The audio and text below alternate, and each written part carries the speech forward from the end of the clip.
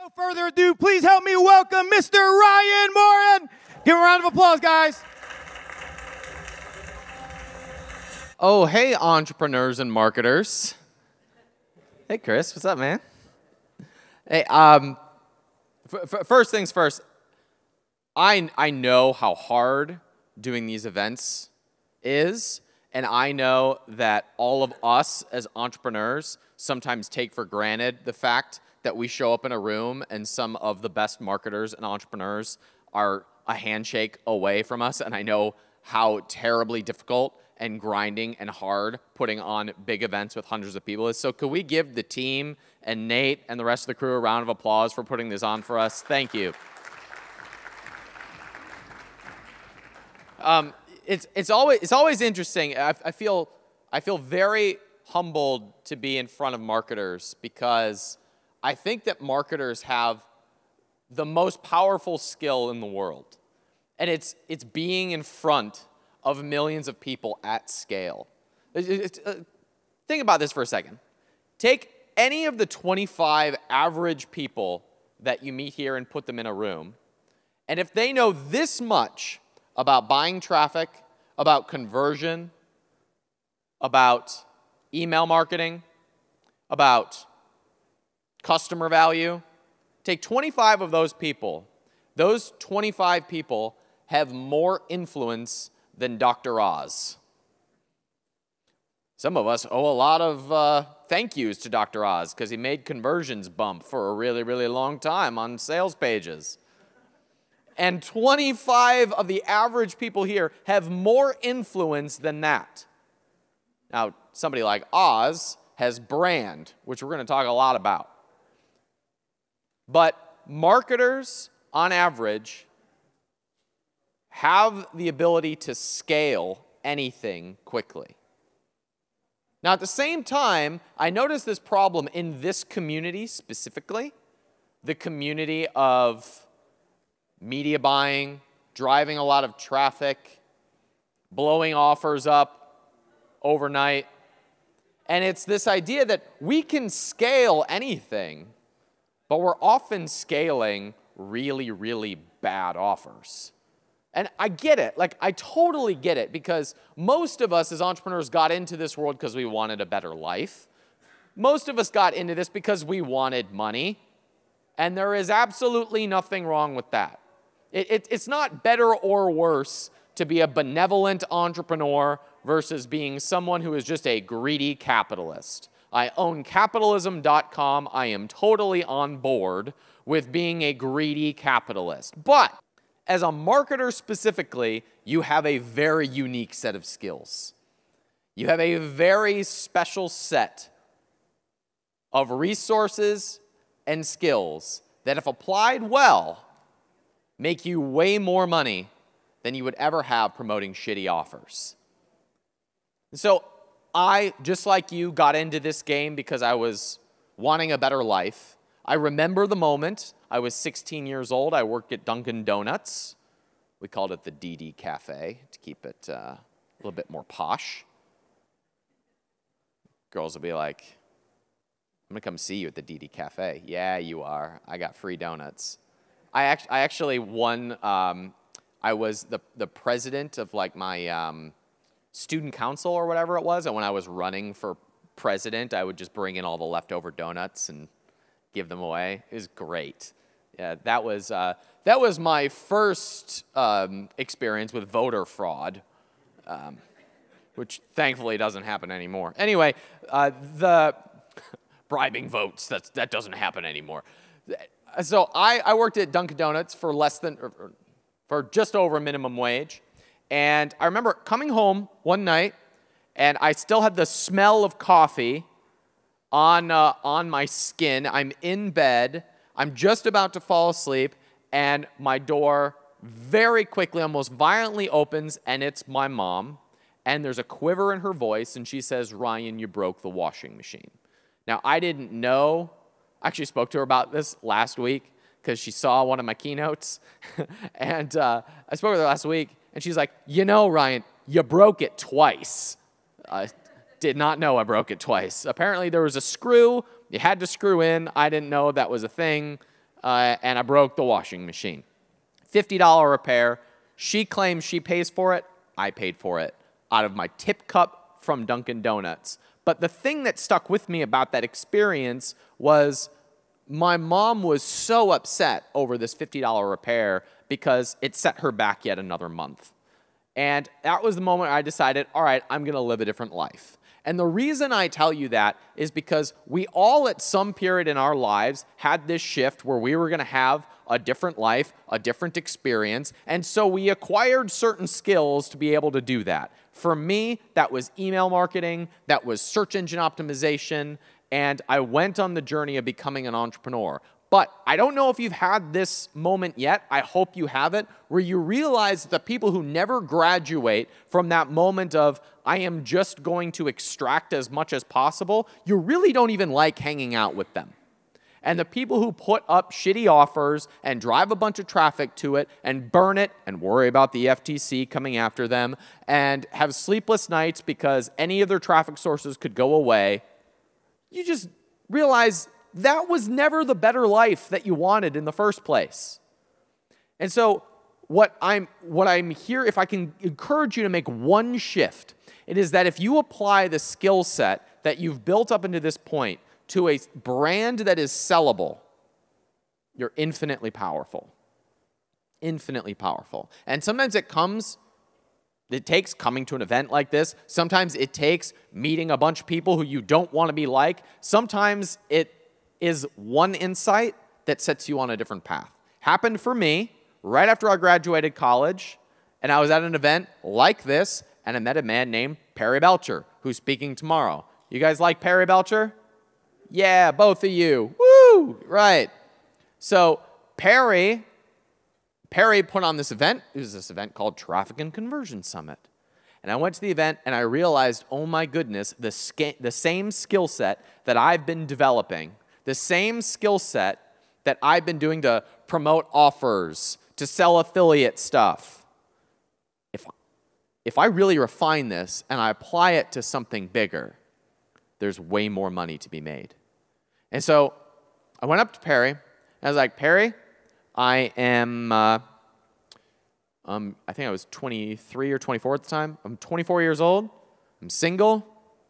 What would you do if you were me? And he said, as many girls as possible. And then he said, you know what I would do? I'd sell stuff. Not hopes and dreams. Not a bunch of scammy offers. Everybody's after that. People are always going to buy stuff. And that was interesting to me. And I'd made all of my money. I had built all of my wealth at that point by looking at channels. Looking at where the customer concentration was and showing up in front of them. In the info world, that was ClickBank. In the traffic world at the time, that was Google. Selling stuff, where's the concentration on selling stuff? That was right around the time that Amazon was starting to really pop. And what I discovered throughout the next couple of years was that the skill sets that you've been developing, the things that you know how to do, that most people in your world, in your community, most of the people that you hang out with are wasting their efforts on promoting offers that none of you really want to be promoting, at scaling offers that really aren't building any sort of customer loyalty. If applied to a brand or applied to a place like Amazon, it was like bringing a flamethrower to a stick fight. Because it's so interesting. Like, please get this. If you're a marketer and you hang out with other marketers, your skill set and your view of that skill set starts to become very narrow. And what most people in this community don't realize is that skill set, when applied to a business that is actually scalable, is an acquirable, sellable, multi-million-dollar empire that changes your entire financial future. And we can make a list of examples where that has been the case. But most people in this world, in this community, are not willing to walk away from the addiction of short-term results in exchange for building something that is going to create the type of lasting impact that every single one of us got into the game to get in the first place. It's this very weird mental switch. But once you get it, you realize that what you've been developing is way more powerful than you've realized up until this point. So when I had that switch, I called a buddy of mine. His name is Matt. Matt was in this world. Matt was buying traffic to offers. Matt was putting up supplement things, and I think it was Bing back then. That was the cheap traffic at the time. I don't even remember. And he burnt out on this world of buying a bunch of traffic to offers. They're going to be gone tomorrow, making $2 grand a day, and then the next day it's gone, going to the CPA network and grabbing the different landing page for the exact same offer and throwing more traffic at it. He said, I don't want to do this anymore. And so what if all of this work that we've been cultivating was applied to something that we were proud of? They were applied to something that built up brand, that was building up something that could be sold. What if? And so we decided to sell stuff on the channel, that was Amazon.com, and apply the direct response skill set that had been cultivated to be able to bring a flamethrower to a stick fight. And so we ran a couple numbers. I remember our first product was so funny. Whenever you go into a new marketplace and you're starting over as a newbie, that like first sale feeling still kicks in. It doesn't matter how successful you are. It's like, I got YouTube ads to work. I got a sale. And it was the same thing with something like Amazon. Like, is it gonna work?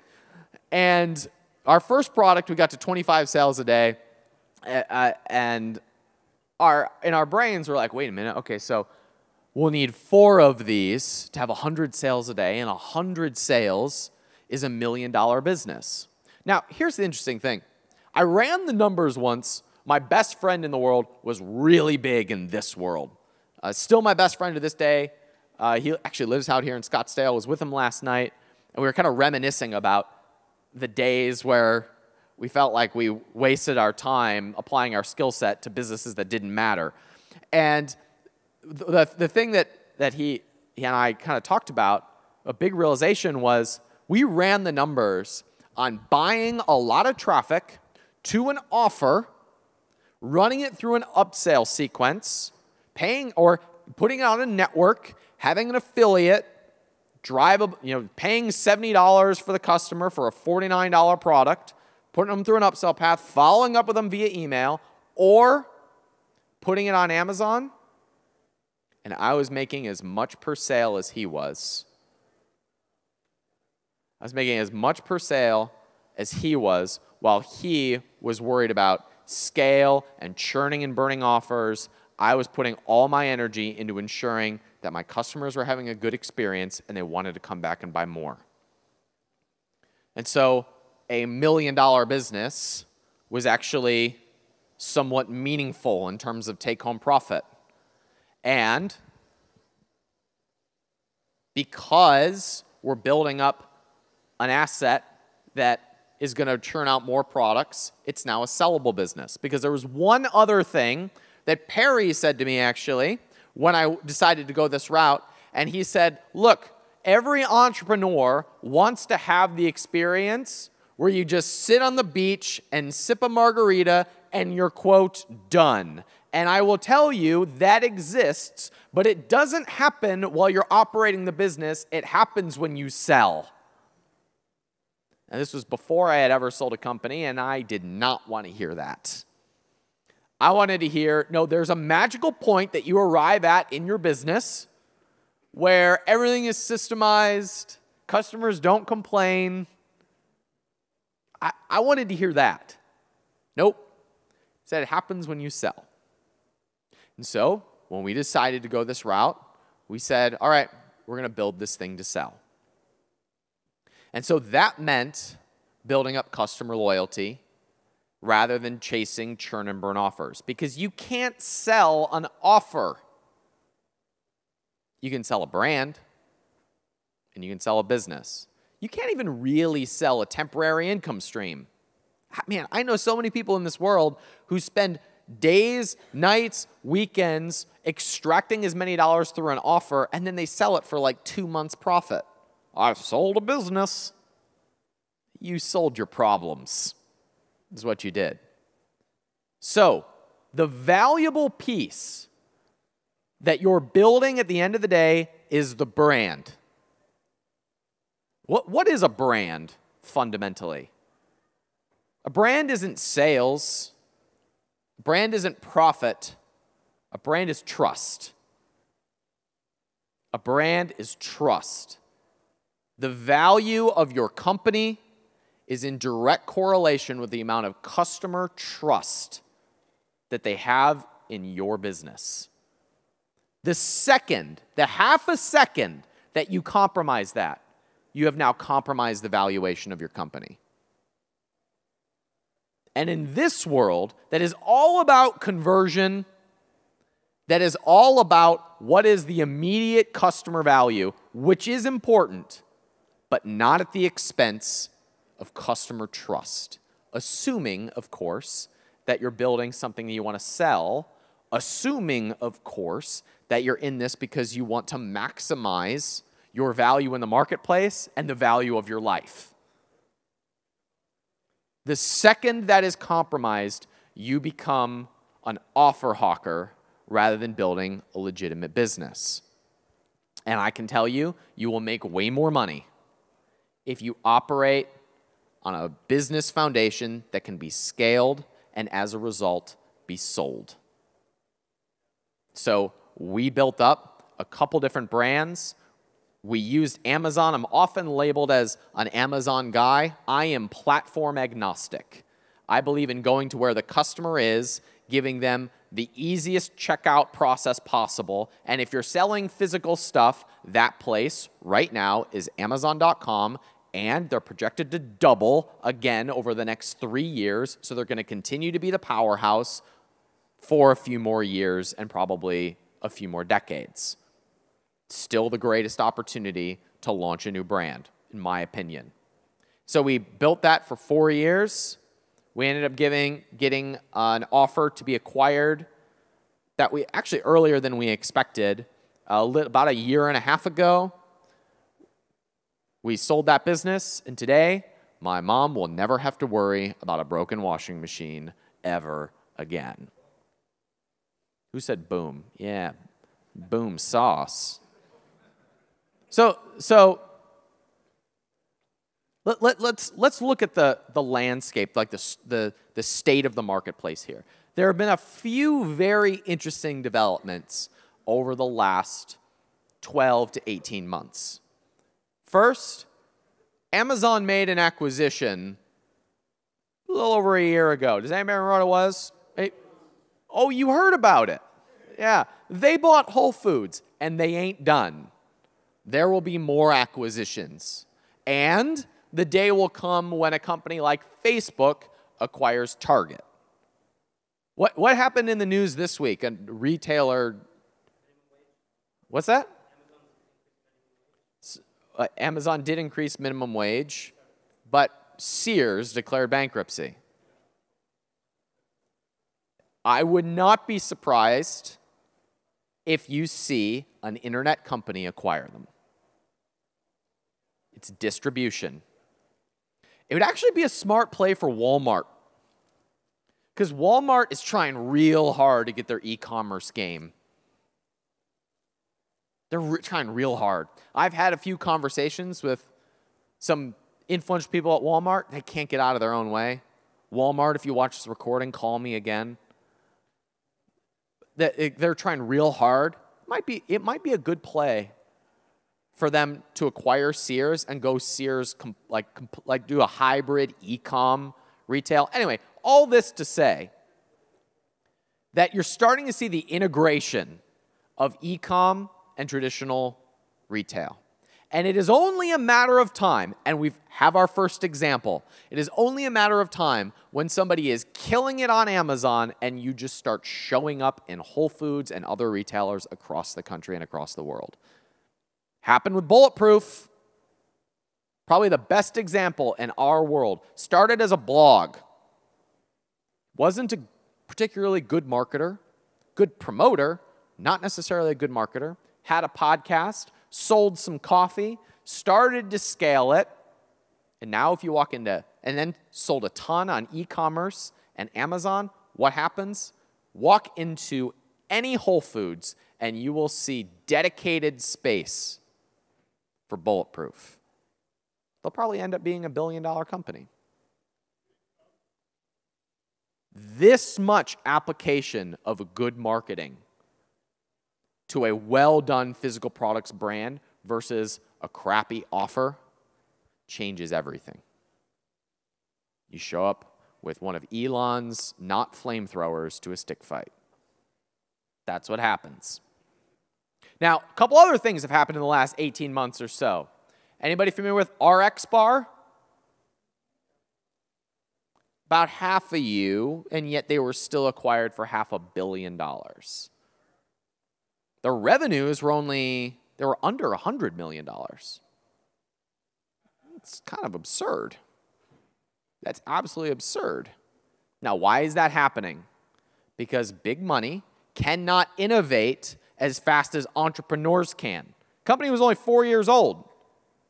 Like, when you realize that big established businesses, their model is to buy other businesses. Who bought ourXbar?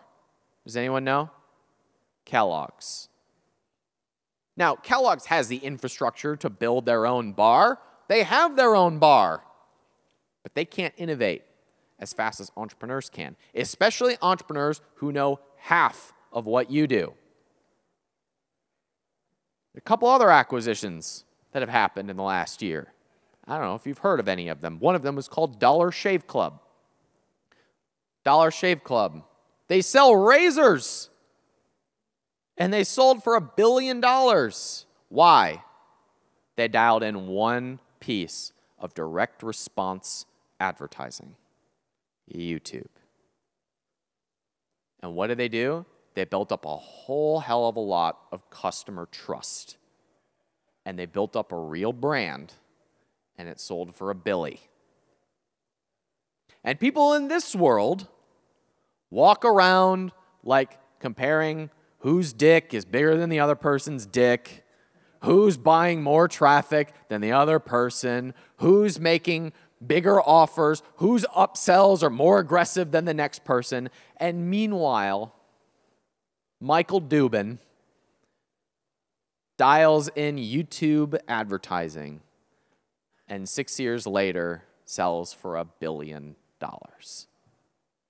So what I want to walk you through is if and how we were starting a brand from scratch, how we would dial this in, using the skill sets that most of you have. And full disclosure, my entire focus, my entire thesis right now is going out and partnering with people who have influence, partnering with people who have audiences, and building physical products brands around that influence. I'm raising a fund to be able to fund that infrastructure, to invest in physical products brands. I am all in on this, all in. My goal is to buy the Cleveland Indians. I decided that when I was between 9 and 12 because I wanted to be the general manager of the Cleveland Indians because I'm fascinated with the business side of baseball. I went to school to be a pastor. That didn't happen, by the way. Realized I was never going to be the general manager because that would be one job that somebody else had to give me. So I guess the better route here is I'm just going to have to buy the team. And we're looking at billion-dollar valuations on companies that are a few years old. I am all in on this space. All in. So, if we were doing this from scratch, it would look like this. The flamethrower to a stick fight analogy that I keep bringing up is that if you have an audience, if you have 10,000, 100,000, 1,000,000 people that you can send over to kickstart a launch, you win. Most of the people, even to this day, on sites like Amazon, are throwing up a product and waiting and seeing what happens. Or they're grinding and clawing and begging and borrowing for every single review because it's a brand new business. And they have absolutely no idea how you do what you do in terms of traffic, audience, direct response, no idea. I consult with some very well-established brands that think what we do is magic. And they're all trying to pivot over to Amazon. I was reading an article last night that there's some very large companies abandoning Google AdWords for Amazon ads, which, by the way, you are a better marketer than Amazon, and your data is probably better than theirs. And if you have this much influence, this much audience, this much direct response knowledge, and you take that over to a platform that has a $1 trillion valuation, you're in front of the largest marketplace in the world, and you bully everybody else out of your way. So the way that I would start from scratch, and the way that we're playing it, is to build a direct response funnel that the entire goal is audience and customer retention. Meaning, you have a self-liquidating offer that's a physical product. You buy traffic to it just to build up customers and email addresses. That's your job, part one.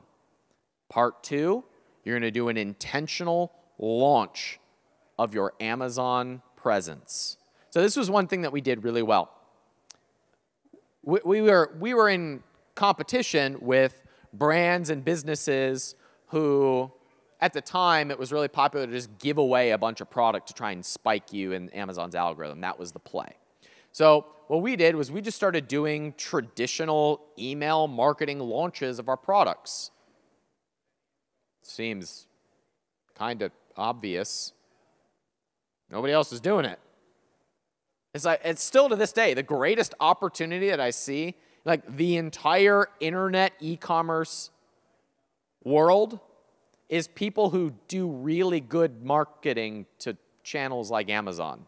And when you combine the two, magic happens. So we started doing these intentional launches just via email with tiny customer lists and basically pre-selling 1,000 units of product, which drives up reviews really quickly, makes Amazon freak out, drives up your ranking, and we just won with me and my partner. No team, no big ad budget, working half as hard as most of you do in the CPA offer world, and dialing in the customer experience, ensuring that they're ridiculously happy, ensuring that our products, we'd actually be proud to show them to our mothers. And by the way, if you don't do that, Amazon will crush you because we're now all exposed. I mean, reviews are like the first taste of exposure to a brand. So when your customers trust you and they buy from you and they recommend you, now we have a scalable business. And so in this way, we launch the Amazon channel. We have our direct response funnel. And then it's a process of continually rolling out new products and building out our distribution, which I predict over the next year to 3 years will become increasingly integrated with retail. And those who play that well will win. A good example of this, probably the best example from our community, our space, would be Organifi. It did a perfect execution of this. 8 out of 10. Drew, the founder, had an audience. They were loyal to him. He sold info products, wasn't happy. Came out with a physical product that they were really proud of. They launched it via an e-commerce checkout process. Were able to buy traffic to that. Built the audience even bigger. Launched on Amazon, they're 4 times the price of all of their competitors, which is often a big question that comes up is like, well, how am I going to sell at, like, I'm used to selling $67 offers. How am I going to make my margins work on a $19 product? You don't. Because brands don't cheapen their product by racing to the bottom. Brands have audience and they have trust, which justifies a price point 4 times the price of your competitors. And so that's what they did. 4 times the price of everybody else, which gives them the margin to play this really well, and they outsell most of their competitors. Not just in terms of profit, but in terms of quantity. And they continue running their direct response funnels, and Amazon plays a role, and they can take all that data to a retailer and say, put us in your shop. And that's very persuasive. One of Walmart's higher-ups said to me once, I just got out of a meeting, and the conversation that was had was, go find the best-selling products on Amazon and put them in Walmart's. It's gonna, I mean, the integration of these two worlds is going to get very interesting over the next few years. Very interesting. I'm fascinated by a specific entrepreneur who some of you may or may not know. His name is Brian Lee. He is the founder of The Honest Company and was also the founder of LegalZoom. And I do events once a year called the Capitalism Conference. And he and I just did a Q&A, like a fireside chat. And just listening to him talk about how he thinks about his businesses. Or he says, well, first I find out where the distribution is, and it's usually an audience. And then I go make products that are different enough in the marketplace to stand out. And I combine them. And then he builds billion-dollar companies. And if you're a marketer who has half the skill set that I know you do, you're selling yourself short if you are not playing this long game of building something to be acquired, of building something that actually builds customer trust and loyalty and builds a brand, because that's where all the valuation and all of the money is to be had. It's why being in a room like this is kind of humbling, because your skill sets, when correctly applied, change your life and a lot of other people's as well. So I consider it a privilege to share some of this with you and to be among you. I think you, not just entrepreneurs, not just capitalists, but marketers specifically, have the greatest potential to impact whatever you want to do. So please, scale what matters to you, not just what brings in a temporary result. You can scale whatever you want. Marketers can now say they've elected a president. You can scale whatever you want. You can scale whatever message. You can scale whatever offer. You can scale whatever profit center, product, business you want. You have a very, very powerful skill. Please use it well. I love you. Thank you for having me.